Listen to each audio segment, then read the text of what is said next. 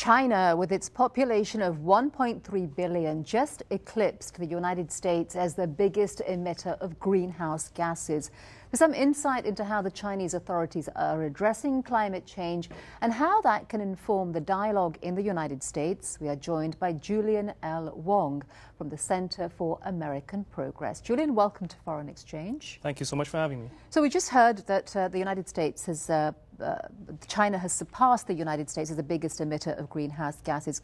Can you give us some examples, some insight into how the Chinese authorities are trying to mitigate the effects of climate change and global warming? Absolutely, but first I think it's probably helpful to put that, that statistic in context. While in absolute numbers, China has eclipsed the U.S. in terms of total emissions. We must remember that China has a much larger population. So in terms of per capita emissions, China's emissions are actually between 1/5 and 1/4 of the U.S. So it's still, on that basis, still very small. The top brass of the Chinese government really understands the threats of climate change. And in its current 5-year plan, it has made energy efficiency as a priority policy. It's going to reduce its energy intensity, that is the amount of energy consumed per unit GDP, by 20% over the 5-year period from 2006 to 2010.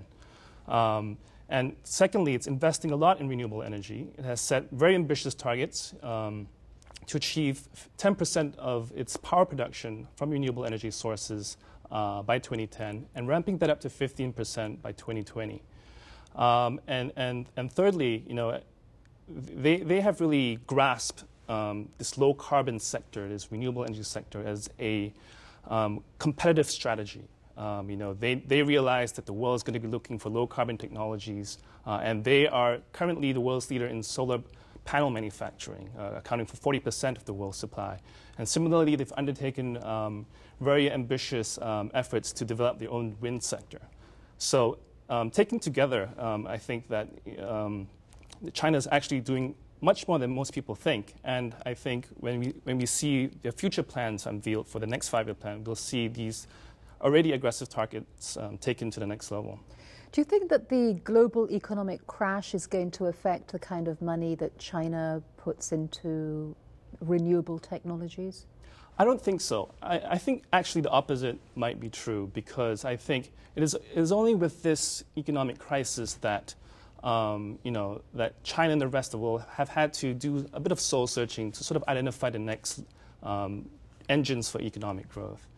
And with China, as with many other countries, the green technology sector has been identified as just that sector. So, in a lot of the economic stimulus packages throughout the different countries, you're seeing significant allocations to sustainable development in green technologies. And furthermore, what percentage of the economic stimulus would have been set aside for green technologies? Sure. Well, in China's case, it's hard to do an apples-to-apples comparison, because actually China has been investing a lot in green technologies before the economic stimulus. In its current economic stimulus, it's probably going to invest about 5 or 6% of its total package into the green sector. However, they are also poised to unveil an additional stimulus, or at least if reports are to be believed, that will be a 10-year plan focusing on just energy, the energy sector itself, including lots of allocations for renewable energy. And would a percentage of the economic stimulus also be set aside for new conventional construction projects which use dirty fuel? Absolutely, and I guess this represents one of the challenges of balancing, of achieving sustainable development. Trying to cater to feeding the mouths of over 1 billion citizens, at the same time doing it in a smart and conventional manner. So you've identified just one of the sort of the contradictions in some of its economic planning. On the one hand, it wants to protect the environment and make sure it's growing in a smart way. But on the other hand, they're so used to doing things the old way, and so China's really in a state of transition and trying to be increasingly smart and scientific about the development. Of course, there are just a few months left to the climate change talks in Copenhagen. Leave us with your sense of what we can expect to hear from China?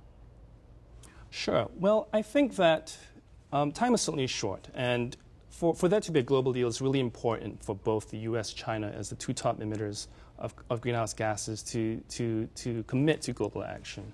And both, especially the U.S., we're starting a little late after 8 years of inaction, but with the new administration, I think we're really seeking to reach out to the Chinese. You've seen a bunch of bilateral meetings in recent months.